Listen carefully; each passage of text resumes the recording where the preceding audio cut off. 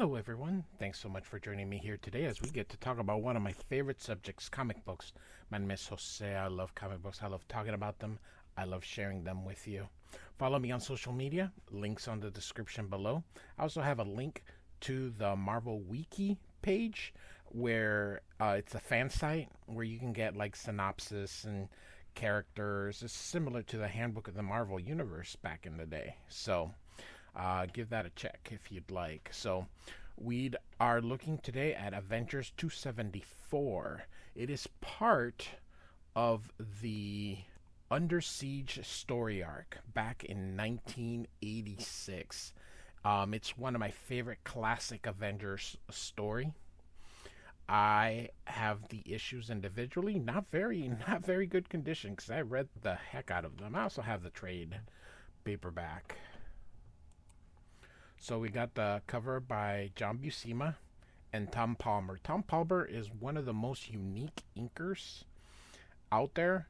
When you see a piece that he has inked, you can recognize him as the inker right away. He has a style that, unlike other inkers,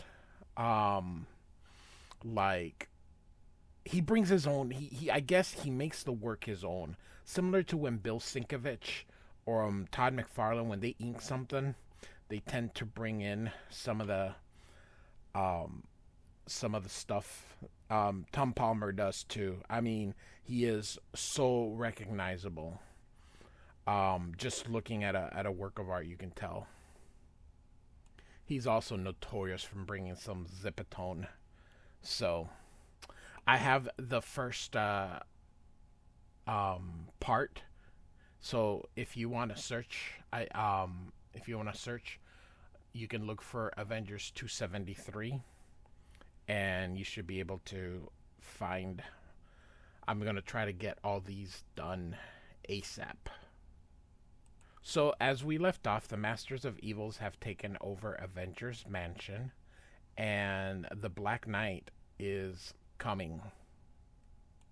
So they're making a reference that he didn't even notice the gates that they had installed, and Zemo says that due to his current emotional state, he's not preoccupied. So we got Baron Zemo and we got the Fixer here, and again zipatones that Tom Palmer is notorious for. Both John Buscema and Tom Palmer have since passed away. And so Mark Ringwald passed away a long time ago. I believe he passed from cancer back in the early 2000s. So Baron Zemo tells everyone to get ready because they're about to get their first prey.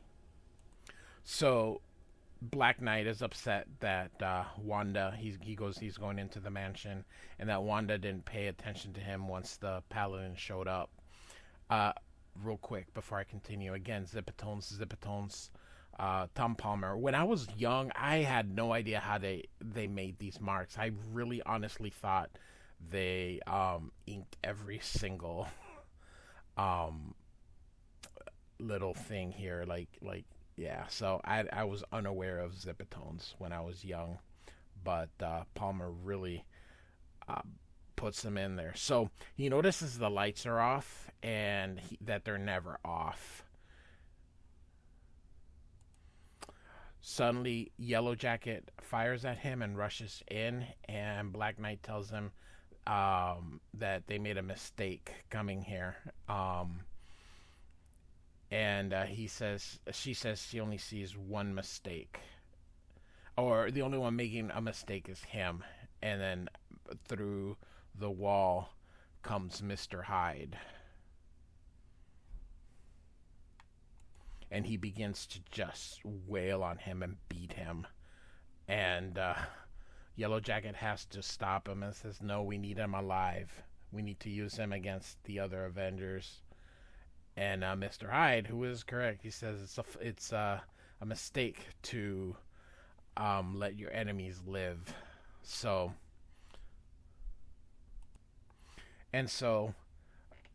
Hyde figures he'll get to kill him later.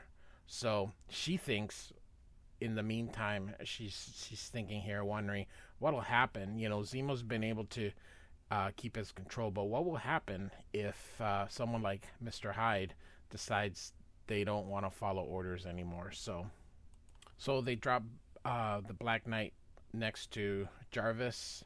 So, and Yellow Jacket gives Zemo some prizes, his sword and his helmet. The sword is supposed to be enchanted, and they all kind of start to celebrate a little bit. This is Tiger Shark here. This is Bulldozer. The Fixer, of course. Let's see, Thunderball. I'm sorry. This is so this is Thunderball. This is Pile Driver, and then this is Bulldozer, I believe. And I'm missing this one, so I'm sure that his name will pop up. And then this is the Wrecker, Goliath, Moonstone here. So Baron Zemo warns them not to celebrate too early. They need to make sure all the Avengers are eliminated before they can claim total victory. Again, look at the zipitones that Tom Palmer uses. He uses also a thick line, which I am a huge fan of. So John Buscema is, if you may recognize his work, he was the from the beginning. He's been one of Marvel's most efficient in the 60s, 70s, and 80s. Their kind of go-to guy. He, of course, is also most famously known for how to draw comics the Marvel way. So this is Monica Rambeau, who is also Captain Marvel at this time. A couple of things just real quick that I really love. Look at the shade here, just doing a little hatching to create the shade, and then instead of just heavy inkings for her shadow, just a little bit of hatching here, and a little bit of difference in the coloring, a little light blue, but those are just little subtleties that I really like. I also like this panel being at an angle.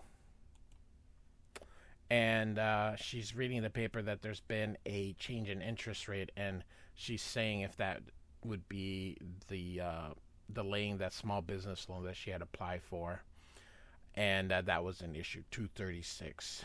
So she gets a message through her watch that says here, Wasp calling, something's up. I don't have time to explain. Get to the main assembly as fast as you can. Wasp out. So Captain Marvel says, that sounded mysterious, and wonders if it has something to do with the Submariner.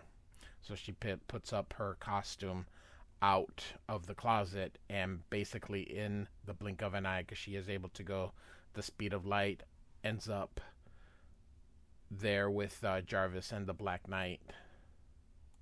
And she's surprised to see them there like that. So Blackout, who was the other guy that I couldn't remember, goes and attacks her. And he is able to, I believe, is going to send her to that dimension where she can't escape. Blackout, of course, wants to get even for something that happened back in Avengers 237. And if you click on that link for that Marvel database that I'm sharing, you can actually go back and you can kind of take a look at what happened there, because we have not covered that. So so she, of course, says that she's been encased into that dark force of his, and she's going to try and shift to get out into neutrinos, but she's not able to get out. And so here it says here the blackness folds up onto itself, taking Captain Marvel with it. During this time, the there was a mandate, which I think is a very good mandate. Treat every comics as if it was somebody's first. So here he kind of gives the reader a quick synopsis. He's thankful that he's able to basically control Blackout, as explained in the previous issue that we covered here. So that way, nobody will challenge his command. Baron Zemo basically explains that they used a voice simulator through the mansion's transmitter to broadcast the Wasp's own voice. So that's how they were able to basically trick Captain Marvel. So they're going to handle Hercules next, and then that should leave the Wasp and Captain America. And of course, he does his villain laugh. And Jarvis, you can see him worried here. You can see the sweat real quick. Love the Zipatones here. And the change in color. It's just something you just don't see, did not see very often during that time. Klaus Janson does use a lot of Zipatones as well. So at the mansion's main computer terminal, look at this. Just such all this circuitry. Man, all that would fit in an iPhone now. So they're Yellow Jacket's trying to break into the files, but the security safeguards, she's not able to get past them. So he, of course, says that it was all designed by Tony Stark, and you can't find a better engineer than him except for himself.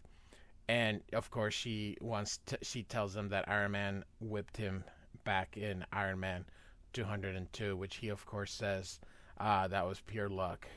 And he's going to give her a hand, which she, of course, tells him to keep his hands to herself. You can see she grabs him, hurts his thumb here. And, of course, he says that she nearly broke the thumb. Zemo wants an update, and he says everything's secure. So the Fantastic Four is still out of the country, and he used the voice simulator to send the West Coast Avengers on a wild goose chase to Indonesia. And he believes it'll be hours before they are able to suspect anything, which pleases Zemo here, who is says that once they've had the revenge, the world will hear of their triumph and will fear the new masters of evil. So, and here we have the Wasp.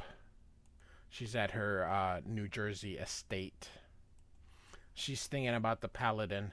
Again, look at the shade. Just using the Zipatones. That's just really cool. So, of course, you hear the whoop, whoop, whoop, whoop of the engines, and Captain America jumps off and hits the diving board and tells the Wasps that he's sorry to drop unannounced, but he believes they have a problem, and just love this little sequence here. So he basically explains that he had a run-in with a trapster and Whirlwind in the Carolinas. They're in custody, but thought she'd be interested because she's had the Whirlwind's had some kind of sick infatuation for her, but she's surprised that he, went all the way there by the helicopter. And by the way, I love the interconnection of the titles here, like, trying to sell. So it tells you it's in Captain America 324 on sale now, so that you go get it. And he says, well, I try to reach the through the Avengers mansion, and they weren't very interested. And she says, who? Was it Hercules? And she says, it was you. And she goes, that's impossible. She hasn't been to the mansion in a couple of days. And he says, whoever it was sounded just like her. So the two of them, of course, are concerned that someone was able to tap their communication channels. or even worse, taken over the mansion. Basically, here, take anything of value and trash the rest. And of course, they have the porcupine's armor in display, like some kind of trophy, and it says here since Captain America 315. So Thunderbolt comes in, and they're real quick again, zipatones, just really quick. There's wondering why she's not guarding her pet zombie, which is Blackout, and she says she's entitled to some loot, just like the rest of them. Unbeknownst to them, the Wasp is listening in and watching them. She can't believe that these villains have joined forces. Real quick, I always comment, you just don't see these marks anymore. These lines. This started when Jim Lee started drawing and Todd McFarlane and everybody else kinda. The rules were changed again. So then of course the Alex Rosses started to come, so comic books really have evolved. You just don't see these mark making anymore, or at least not as frequent. She says she's seen a lot of these villains, but is not able to see any of the other Avengers, and she eventually finds the Black Knight and Jarvis, and is able to remove Jarvis's gag that they put in his mouth. Goodness gracious, I was struggling with that word. Which I do find funny that they have a gag on him. I'm like, what? They're the only ones in there. It's not like he can yell from help, from inside the mansion. So Jarvis tells her that it was Zemo and everything kind of that happened, and she thought Zemo was already dead. And he, of course, tells him this is the new Zemo, the son of the original. She's going to tie him, but of course Jarvis says there's no time for that. Hercules will be returning soon, and she has to stop him before the trap is set. So when she drops him off, he says, it was a most enjoyable cruise, thank you. And she makes a call from her car phone. There were no cell phones during that time. And tells him that he's been deposited inside Avengers Mansion because she was paid a fee to do that. So Hercules is, of course, drunk. So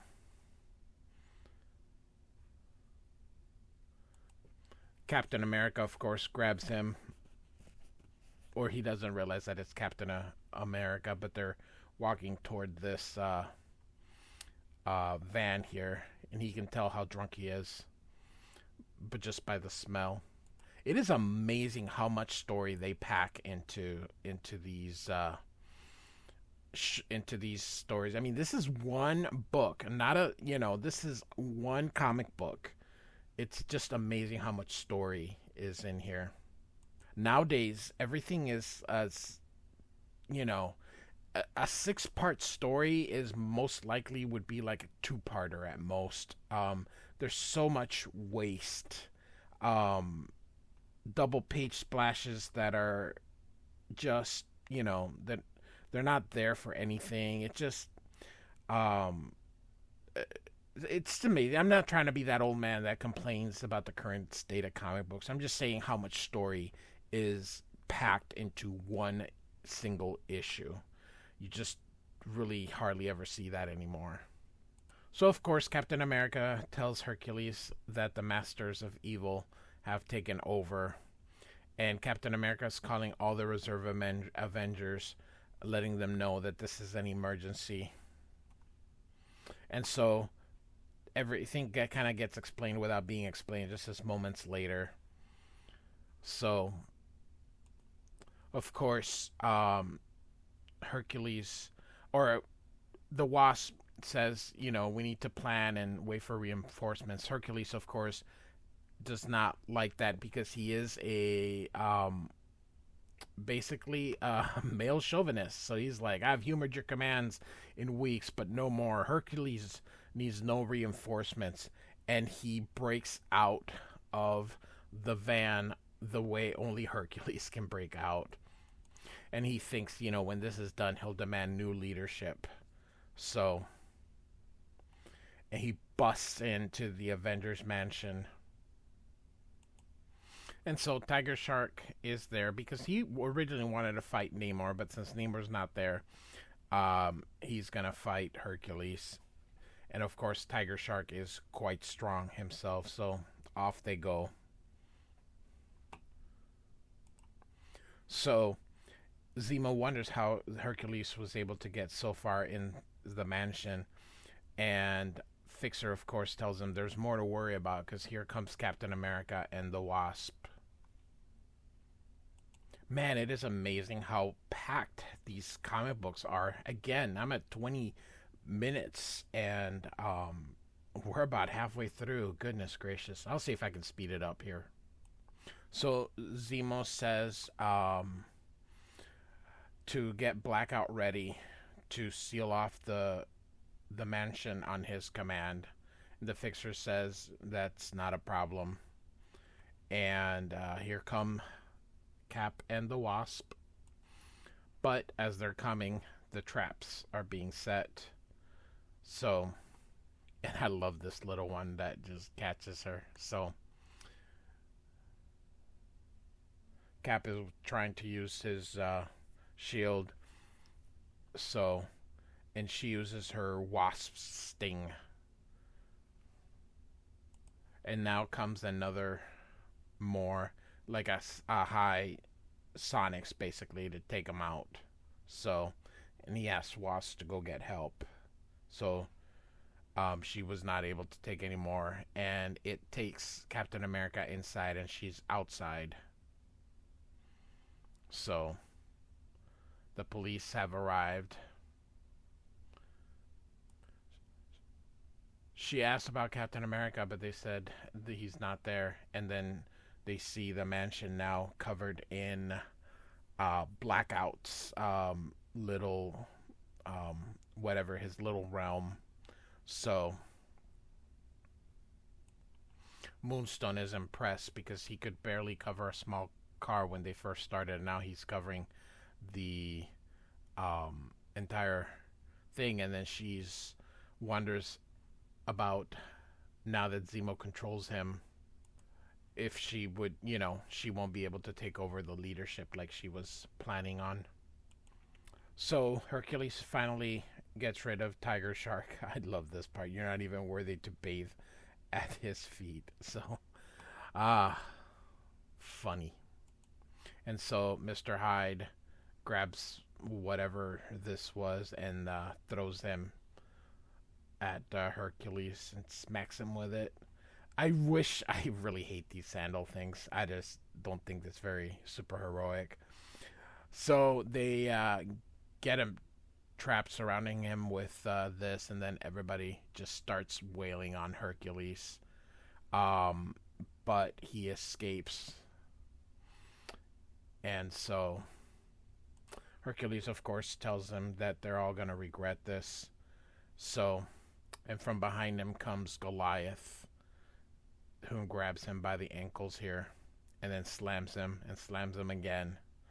So, and keeps hitting him and hitting him and hitting him. And so he's down, so everybody now starts to wail on him.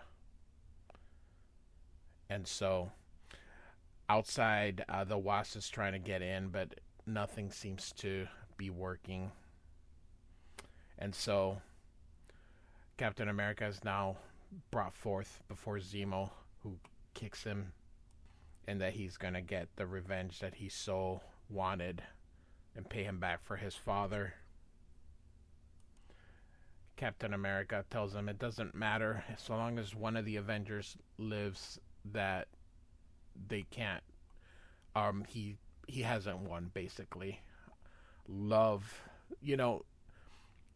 they put these little quills on him, which they would just draw them like this.